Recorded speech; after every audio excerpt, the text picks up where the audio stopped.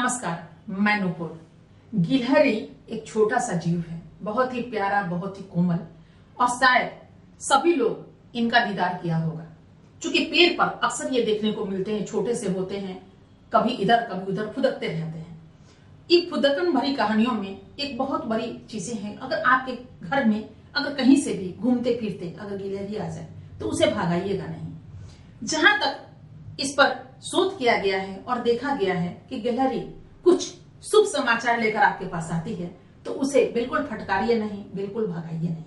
खुद अगर आती है, घर में घूमती फिरती है तो बहुत सारी कामनाएं जो आपकी अधूरी रह जाती है, जिसे आप अक्सर कहते हैं कि ये काम हमारा पूरा हो जाए, वो कहीं ना कहीं श्री राम की कृपा होती है और वो पूर्ण होता है। वैसे गिलहरी के सर पे भी भगवान श्री राम का बहुत बड़ा आशीर्वाद रहा है, जिसकी उस पे जो आप हाथ का जो निशान देखते हैं, वो जो सहलाने का निशान है, वो भगवान श्री राम के हाथ का निशान है। अगर गिलहरी आपकी गोद में आकर बैठ जाती है या आपसे सटकर जाती है तो इसका लक्षण आप शुभ मानिए, और वो शुभ जो मानते हैं तो ये समझ लीजिए कि भगवान श्री राम का आशीर्वाद भी आपको स्पर्श करके गया है। क्योंकि गिलहरी को भगवान श्री राम ने बहुत बखूबी स्पर्श किया। क्यों किया ये हम आपको बता दें तो ये रामायण का पन्ना जब आप पलटेंगे तो वहां आपको ये दर्ज मिलेगा कि जब माता सीता को हरण करके रावण ले गए थे, उसके बाद वही लंका जाने के लिए भगवान श्री राम जिस समय पुल का निर्माण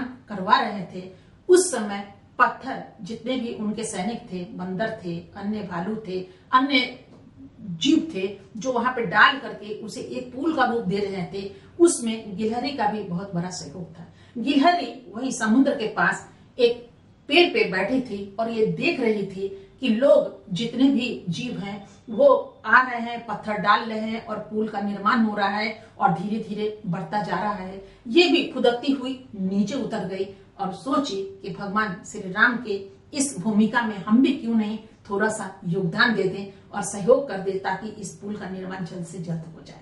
ये तो छोटी सी चीज थी। अब वो हाथ में पत्थर तो उठा भी नहीं सकती थी। अब वो क्या करती, फुदक करके पानी में जाती और वहां अपने आप को भिंगा लेती, और भिंगाने के बाद बालू में उलट पलट कर आती और पुल पर जा करके अपने शरीर को इस तरह हिला देती, और सारा बालू उसके बालों में जो लग जाता था वो उस पत्थर पे गिर जाता था। वो फिर जाती, फिर पानी में डुबकी लगाती और फिर बालू पे आती और फिर वहीं पे जाती और वो करती। ये सामने में बैठे हुए श्री राम देख रहे थे तो वो मुस्कुरा भी रहे थे और सोच रहे थे कि देखो ये गिलहरी क्या कर रही है। वो तो अंतर्यामी थे, जान ही रहे थे, लेकिन फिर भी जानबूझ करके भी उनका पूछना तो काम ही था। वो तो आम इंसान की तरह पूछा करते थे और ऐसा करते थे जैसे उनसे ये काम होगा ही नहीं, और वो लोग से कहते थे ये कैसे होगा, वो कैसे होगा, और उससे उनके मन की बात लेते थे।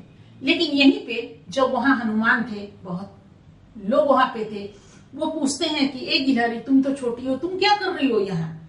तो गिलहरी कहती है कि हम भी इस पुल के निर्माण में थोड़ी सी मदद कर रहे हैं, ताकि जब बालू गिरे तो उस पे भी कहीं कहीं होल होता है, बालू से वो पड़ जाता है और हो सकता है वो जम जाए, तो थोड़ा सा हम सहयोग कर रहे हैं। अब गिलहरी बेचारी क्या हुई, छोटी सी नन्ही सी जान, आते जाते फुदकते वो थक गई।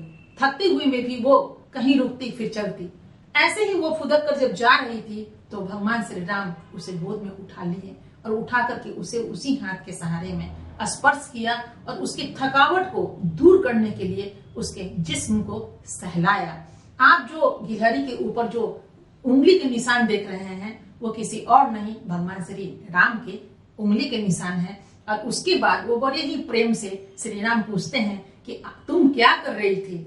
तो गिलहरी कह रही थी कि ये पुल के निर्माण में मैं अपना सहयोग दे रही थी। और उसके बाद भगवान श्री राम ने उसे बहुत ज्यादा आशीर्वाद दिया, ढेर सारे आशीर्वाद दे करके, और उसे कहा कि आप जिस घर में भी आप जाओगी उस घर में शुभ ही शुभ होगा और कभी भी तुमको कोई भगाए नहीं, और वो समझ ले कि उस घर में भगवान श्री राम का आशीर्वाद उन्होंने पाया है।